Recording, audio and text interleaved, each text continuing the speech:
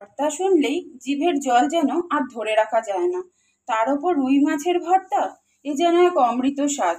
এর সঙ্গে শুধু গরম ভাত নিয়ে নিতে হবে, তার সাথে কাঁচা লঙ্কা, পেঁয়াজ আর এক টুকরো লেবু। ব্যাস, আর জমে যাবে, কিচ্ছু লাগবে না। চলো সঙ্গে থাকো, দেখে নাও কিভাবে করছি। আজকে রুই মাছের পেটির ভর্তা করে দেখাবো। তার জন্য দেখো, আমি 6 পিস রুই মাছ নিয়ে নিয়েছি। এর মধ্যে লবণ দিয়ে নিলাম, হলুদ গুঁড়ো, হাফ লেবুর রস দিয়ে দিলাম। লেবুর রসটা দিলাম একটাই কারণে, লেবুর রস দিলে মাছের গায়ের যে আষ্টে গন্ধ থাকে সেটা চলে যায়।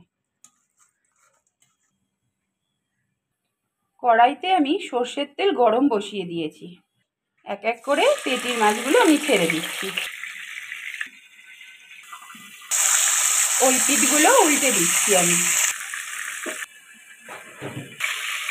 দু পিঠই আমার দেখো খুব ভালোভাবে ভাজা হয়ে গেছে। এর থেকে বেশি ভাজার প্রয়োজন নেই। দেখো আমি কিভাবে করছি, তাহলেই বুঝতে পারবে। এবার আমি তুলে নিচ্ছি, বাকিগুলো ভেজে নিচ্ছি।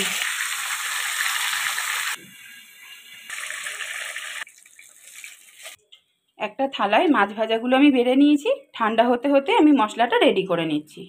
ওই তেলের মধ্যেই একটু কালো জিরে দিয়ে দিলাম, 4টে শুকনো লঙ্কা দিয়ে দিলাম।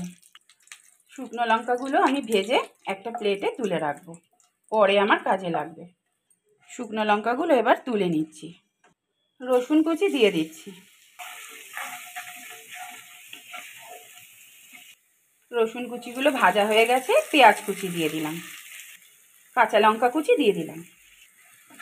ভর্তা মানেই ঝাল ঝাল হবে এবং রসুনটা একটু বেশি ব্যবহার হয়। তো পরে যেহেতু আমি শুকনো লঙ্কাটা ভেজে রেখেছি, তোমাদের দেখালাম, সেটা ভর্তার মধ্যে পরে আমি মাখবো, তাই জন্য কাঁচা লঙ্কা কুচিটা আমি অল্পই ব্যবহার করলাম। টমেটো কুচি দিয়ে দিচ্ছি। এই সময় অল্প লবণ দিয়ে দিলাম। মাছগুলো ঠান্ডা হয়ে গেছে, দেখো আমি কাঁটাগুলো এবার ছাড়িয়ে নিচ্ছি। মাছের কাঁটা বাছার সময় কিন্তু অবশ্যই দুটো হাত ব্যবহার করতে হবে, না হলে অনেক সময় পেটির ভেতরেও কিন্তু ছোট ছোট কাঁটা থাকে, সেগুলো থেকে গেলে পরে কিন্তু অসুবিধা হবে। আর মাছের ভর্তা যখনই বানাবে কোনোদিনই গাঁথার পিস নেবে না, সবসময় পেটির পিস নেবে, তাহলে রান্নাটা করতেও সুবিধা হবে। খুব ভালো করে দেখো, পেঁয়াজ টমেটো রসুন সব আমার ভাজা হয়ে গেছে। গুঁড়ো মশলাগুলো দিয়ে দিচ্ছি এক এক করে। হলুদ গুঁড়ো, যেহেতু মাছ তাই জন্য ধনে জিরের গুঁড়ো দিলাম। গরম মশলার গুঁড়ো ছোট চামচের 1 চামচ দিয়ে দিলাম। খুব ভালো করে নেড়ে নেড়ে আমি ভেজে নেব। সবকটা মাছই আমি দেখো ছাড়িয়ে নিয়েছি, এবার হাত দিয়ে একটু মেখে নিচ্ছি। খুব ধৈর্য ধরে কিন্তু মাছের কাঁটাগুলো ছাড়িয়ে নেবে। পেছনের যে ছোট ছোট কাটার অংশগুলো থাকে সেগুলো সবই আমি বাদ দিয়ে দিয়েছি। মশলা ভাজাটাও আমার পুরো রেডি হয়ে গেছে। এবার মাছগুলো দিয়ে দিচ্ছি। মশলা দিয়ে মাছগুলো খুব ভালো করে মিশিয়ে নিচ্ছি।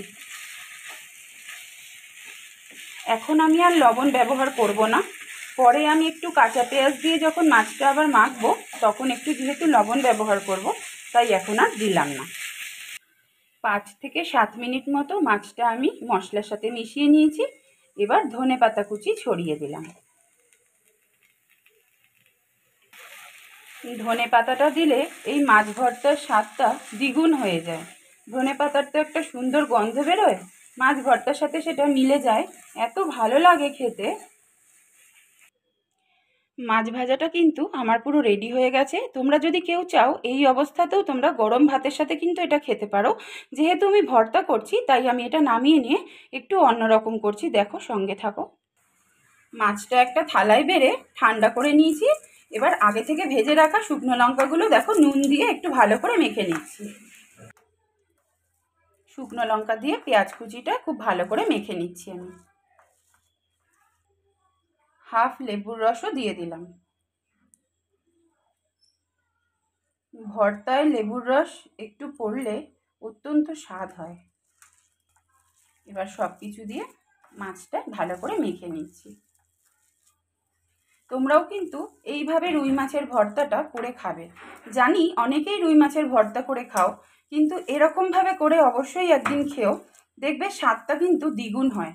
অনেকে আছো মাছ সেদ্ধ করে নিয়ে তারপর ভর্তা করো, আমি যেহেতু ভেজে করেছি এর স্বাদটা কিন্তু অস্বাভাবিক হয়, এটা না খেলে বলা যাবে না। যাই হোক, আজ এই পর্যন্তই। খুব শিগগিরই আবার একটা নতুন ভিডিও নিয়ে আমাদের রান্নাঘরে আমি চলে আসব। ততক্ষণ পর্যন্ত কিন্তু তোমরা সুস্থ থেকো, ভালো থেকো আর আমাদের সঙ্গে থেকো। আর অনেক অনেক শেয়ার করে দিও আমার এই রেসিপিগুলো।